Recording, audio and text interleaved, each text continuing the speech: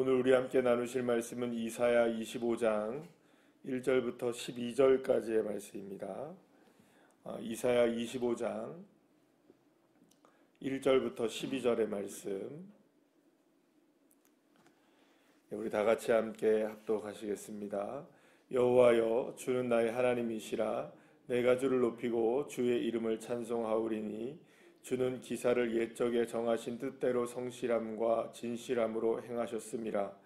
주께서 성읍을 돌무더기로 만드시며 견고한 성읍을 황폐하게 하시며 외인의 궁성을 성읍이 되지 못하게 하사 영원히 건설되지 못하게 하셨으므로 강한 민족이 주를 영화롭게 하며 포악한 나라들의 성읍이 주를 경외하리이다. 주는 포악자의 기세가 성벽을 치는 폭풍과 같은 때에 빈궁한 자의 요새이시며 환난당한 가난한 자의 요새이시며 폭풍 중에 피난처이시며 폭양을 피하는 그늘이 되셨사오니 마른 땅의 폭양을 제함같이 주께서 이방인들의 소란을 그치게 하시며 폭양을 구름으로 가림같이 포악한 자의 노래를 낮추시리이다. 만군의 여호와께서 이 산에서 만민을 위하여 기름진 것과 오래 저장하였던 포도주로 연회를 베푸시리니 곧 골수가 가득한 기름진 것과 오래 저장하였던 맑은 포도주로 하실 것이며 또 이 산에서 모든 민족의 얼굴을 가린 가리개와 열방 위에 덮인 덮개를 제하시며 사망을 영원히 멸하실 것이라. 주 여호와께서 모든 얼굴에서 눈물을 씻기시며 주의 백성의 수치를 온 천하에서 제하시리라. 여호와께서 이같이 말씀하셨느니라. 그날에 말하기를 이는 우리의 하나님이시라. 우리가 그를 기다렸으니 그가 우리를 구원하시리로다. 이는 여호와시라.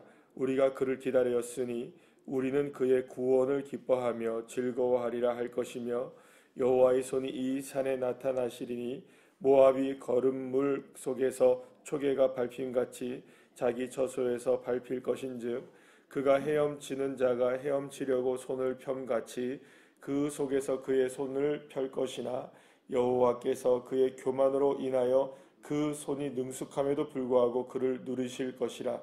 내일 성벽의 높은 요새를 헐어 땅에 내리시되 진토에 미치게 하시리라. 아멘. 할렐루야.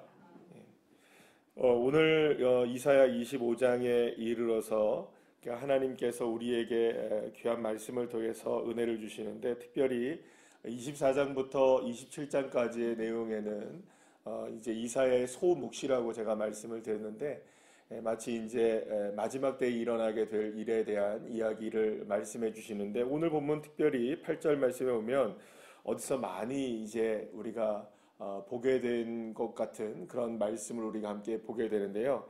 모든 얼굴에서 눈물을 씻기시며 자기 백성의 수치를 온천하에서 제하시리라, 이렇게 얘기하는데, 마치 이제 요한계시록 21장 3절 말씀에서 우리 모든 눈물을 그 눈에서 씻기시고 사망과 애통하는 것이나 곡하는 것이 다시 있지 아니하리라 라고 말씀하신 그 말씀이 이제 여기에서 나오는 것처럼 우리에게 보여지게 됩니다. 그러니까 마지막 때에 하나님께서 저와 여러분의 삶 속에서 어떤 한 날을 우리에게 준비하고 계시는데, 그날이 다가오게 되면 죄송합니다. 그날이 다가오게 되면 그날이 다가오게 되면 모든 것들이 다 이제 새롭게 되어지는 그날이 다가오게 된다는 것. 지금은 물론 어떤 삶이 우리에게 펼쳐질 수 있을까요? 눈물을 흘리고 또 곡하는 것이나 애통하는 것이 있는 인생을 우리가 지금 살아가고 있지만, 그날이 이르게 되면, 하나님이 준비하신 그날이 이르게 되면 모든 것이 정말로 역전되는 그날이 반드시 오게 될 것이다. 그래서 저와 여러분의 눈물을 흘리는 그런 삶이라 할지라도 그날이 오게 되면 눈물을 다 주님께서 그 얼굴에서 씻겨주실 것이다라고 주님께서 우리에게 말씀해 주고 있는 것입니다. 그날은 우리 모든 것들이 다 역전이 되는 날이라고 주님이 오늘도 말씀하고 계시는 것을 보게 됩니다. 그래서 그 날에는 정말로 옛적의 모든 뜻이, 하나님께서 정하신 모든 뜻이 그때에 가서야 분명히 다 드러나게 될 것이라고 말씀하고 있습니다. 그래서 오늘 본문에 이렇게 우리가 보게 되면 모든 성읍들을 하나님 2절 말씀으로 보시면 모든 성읍들이 돌무더기가 되고 견고한 성읍들이 황폐하게 되고 외인의 궁성은 건설되지 못한다, 이렇게 얘기합니다. 그러니까 지금 이 세상의 모든 것들이 모든 질서가 이렇게 지금 잡혀져 있잖아요. 나라와 민족들이 있고 그리고 또 거기에서 세계가 질서가 있고 그래서 이렇게 살아야 되고 저렇게 살아야 되는 모습들이 다 있습니다. 그래서 사실은 그게 모든 것들이 당연하게 그렇게 살아가고 있죠. 우리가 세상의 질서가 이러니까 거기에 따라서 살고 또 세상이 이러니까 이렇게 살고 또 저걸 요구하니까 우리가 그렇게 살지만 그때가 되면 그날이 이루어지면 그 모든 것들이 다 황폐하고 무너지게 된다는 것이죠. 그래서 사실은 우리가 생각할 때 당연하게 생각하는 것들이 있어요. 이런 것들은 뭐 당연하게 이렇게 해야지, 저런 것들은 당연하게 이렇게 해야지라고 생각하는데 사실 여러분 우리가 생각을 조금만 더 해보면 이 세상이 이렇게 만들어진 것을 우리는 여러분 태어날 때부터 우리는 이렇게 지금 이렇게 살고 있습니까? 안 살고 있습니까? 우리가 태어나기 이전부터 우리가 태어날 때부터 하루에 해는 뜨고 하루에 해는 지고요. 그죠? 우리가 숨을 쉬고 살았고요.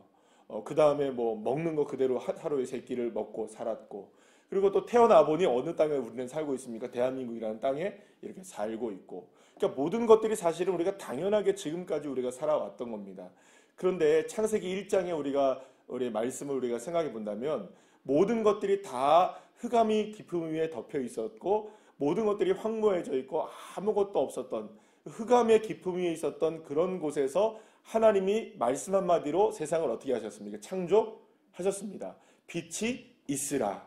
하늘의 궁창과 땅의 궁창을 나누시고 해와 달과 별들을 만드시고 모든 식물과 동물들을 만드시고 인간을 만드신 다음에 호흡을 불어 생기를 주셔서 우리가 이렇게 호흡할 수 있게 된 것이죠. 다 누가 하신 일들이십니까? 하나님의 손길이 아니고 하나님의 말씀이 아니면 움직여지지 않고 만들어질 수 없는 것들입니다. 그런데 마치 우리는 이 모든 것들이 정말로 당연한 것들로 우리는 생각을 하고 있습니다. 나라와 민족이 이렇게 우리가 만들어져 있는 것, 우리가 숨쉬고 살아가는 것, 세상의 질서가 이렇게 있는 게 모두가 다 우리가 만들어진 것, 우리가 만들어 놓은 것처럼 사람들이 만들어 놓은 것처럼 이렇게 우리는 생각하고 살아가고 있다는 겁니다.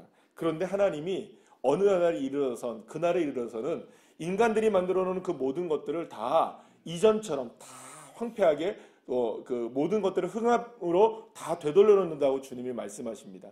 그러면 우리가 생각할 때는 그렇죠. 와, 이거 모든 것들이 다 무너지는 멸망이 일어나겠네. 이렇게 생각합니다만 실제로 주님께서 말씀하시는 그날에 이렇게 황폐하게 된다는 것은 오직 무엇만 드러나게 하시려는 걸까요?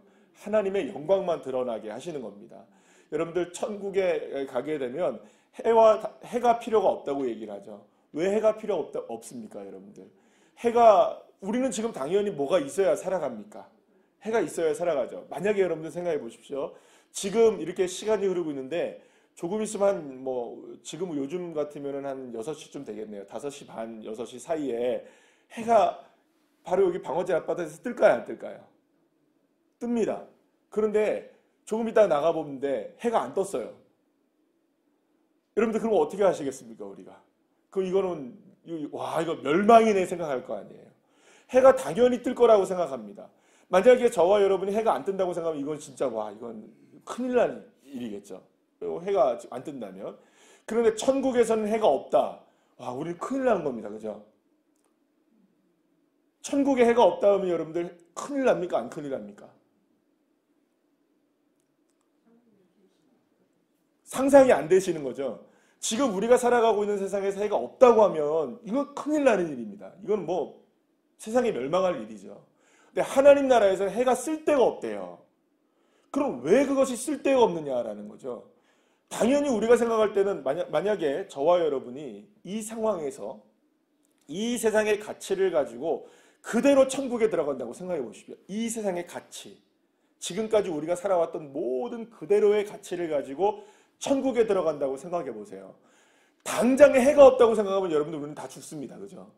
그런데 천국엔 해가 없대요. 해가 없어도 된대요. 왜 해가 없어도 되느냐? 거기에는 밝게 빛나는 하나님이 계시기 때문이라는 거죠. 그러니까 이 말은 무슨 말이냐면 해가 쓸데없다는 말은 해가 있고 없고는 우리가 가봐야 하는 거죠. 그죠? 그죠?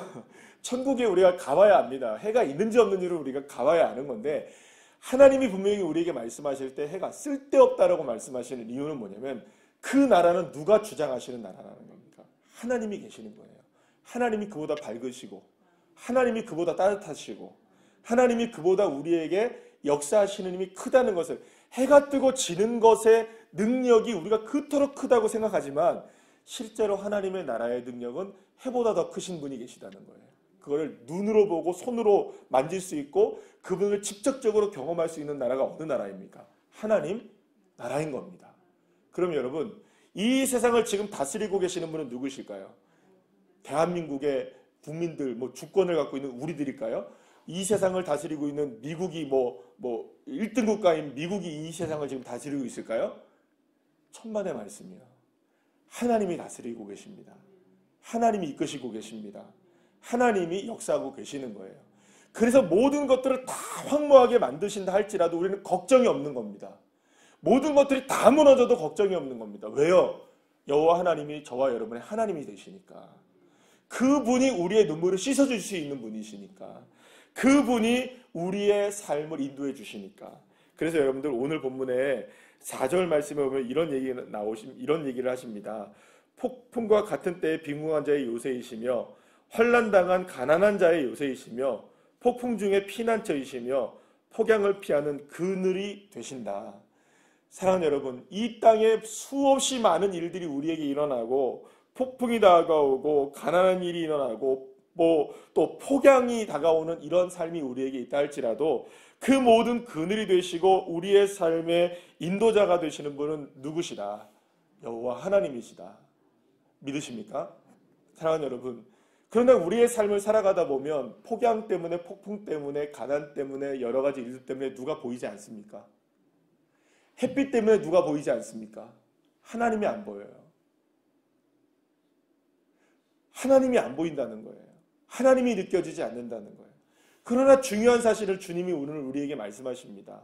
그러나 그러한 때라도 우리의 삶의 그늘이 되시는 분은 누구시냐? 여호와 하나님 지금 살아계시는 것입니다.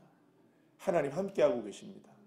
하나님 보이지 않아도, 하나님 느껴지지 않아도, 하나님 우리에게 역사하지 않는 것 같아도 우리는 지금 보이는 게 뭘까요? 폭양, 폭풍, 가난, 그리고 또 마른 땅의 아픔, 이런 모든 것들이 우리의 눈앞에는 펼쳐져 있어서 그것 때문에 우리가 고민하게 되고 고통스러운 인생을 살고 때로는 아픔의 인생을 살고 눈물을 흘리는 인생을 살지만 그 모든 삶에서 진짜로 그늘이 되시는 분, 인도하시는 분이 계시다.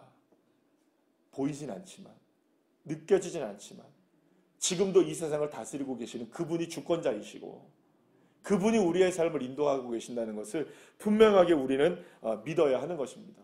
그래서 사랑하는 여러분, 오늘 보면 10절에서 이렇게 말씀해 보면 모압이 거름물 속에서 초계같이 밟힘같이 이렇게 얘기합니다.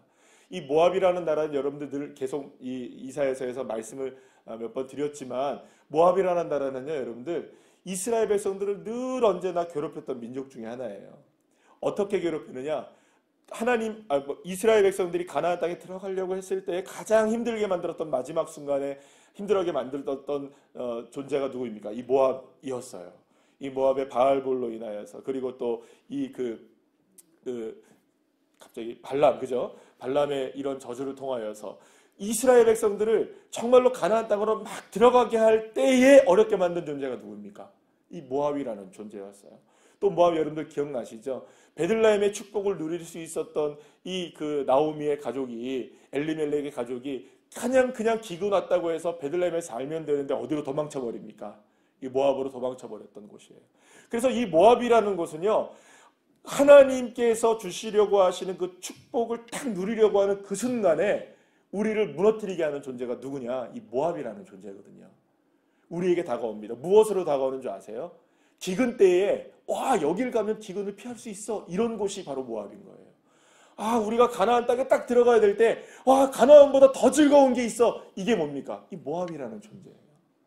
이 모압이라는 존재는 우리에게 늘 언제나 우리 주변에 깔려 있습니다. 방금 전에 제가 말씀드렸죠. 진짜 빛나는 하나님의 태양빛보다 빛나는 하나님을 바라보지 못하게 하는 것이 우리의 동해 안에서 여기 지금 뜨고 있는 태양인 거예요. 이것 때문에 지금 뭘 바라보지 못하는 겁니까? 더 밝게 빛나는 주님을 바라보지 못하는 거예요. 주님을 바라보려고 하고 주님의 능력을 경험하게 하고 주님의 역사를 맛보게 하고 폭양을 피하는 그늘이 되시고 폭풍을 피하는 피난처가 되시는 주님이 내게 있다는 것을 막 알게 하는 그때에 다가오는 존재가 누군지 아세요, 여러분들? 모압이라는 존재. 모압이라는 존재는 그렇게 다가옵니다. 우리에게 모압은 오늘도 있을까요, 없을까요? 있습니다. 그것이 무엇인지는 우리가 알지 못해요. 여러분들에겐 분명히 있어요. 저에게도 있습니다. 그 하나님을 누릴 수 있지 못하게 하고 그 하나님을 만나지 못하게 하는 게 분명히 우리에겐 존재합니다. 태양빛보다 더 밝은 빛이 있다는 것을 알지 못하게 하는 존재들. 우리의 삶의 폭양, 폭풍, 이 가난, 어려운 고통으로 인하여 주님을 바라보지 못하게 하는 그것들이 바로 모압인 겁니다. 그러나 주님 말씀하십니다. 그날에 이르러는 모압을 초계같이 밟아버릴 것이다. 사랑하는 여러분, 오늘 이 시간에도 우리는 믿음으로 그걸 밟아버릴 수 있습니다. 오직 주 여호와 하나님을 바라보십시오. 주 여호와 하나님을 의지하시기 바랍니다. 그 주님을 의지하며 나갈 때 오늘 9절 말씀해 보십시오. 이는 우리 하나님이시라. 우리가 그를 기다렸으니 그가 우리를 구원하시리로다. 이는 여호와시라. 우리가 그를 기다렸으니 우리는 그의 구원을 기뻐하며 즐거워하리로다. 할렐루야. 사랑하는 여러분, 저와 여러분의 삶을 정말로 눈물 씻어줄 수 있는 분은 여호와 하나님 한 분밖에 없으십니다.